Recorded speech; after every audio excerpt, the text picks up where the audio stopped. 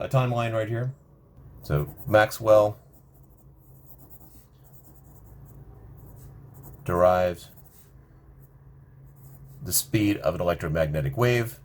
That is 1865 in a paper called A Dynamical Theory of the Electromagnetic Field. The Michelson-Morley Experiment. So this is the one that talked about the fact that there's no absolute reference frame.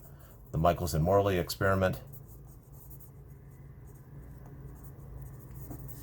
is 1887. And so basically a textbook that was made 50 years later still is ignoring this experiment. They talk about ether waves.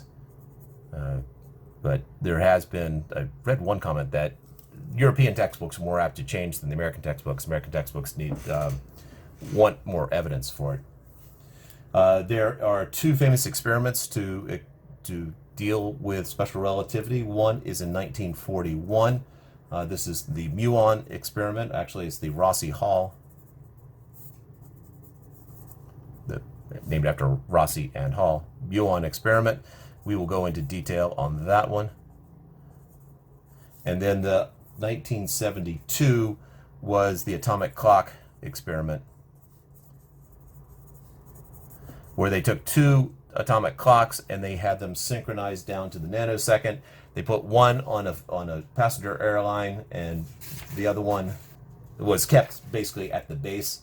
And this is the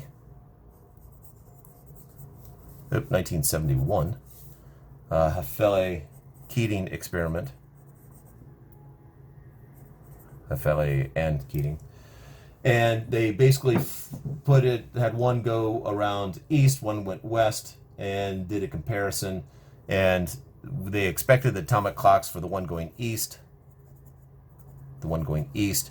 They expected the clocks to be off by 40 plus or minus 23 nanoseconds. And it ended up being, so this was predicted. And then the measured value was negative 59 plus or minus 10 nanoseconds. So they were within range of each other. The one that was going west expected to be 275 plus or minus negative 21 nanoseconds. I guess properly like that.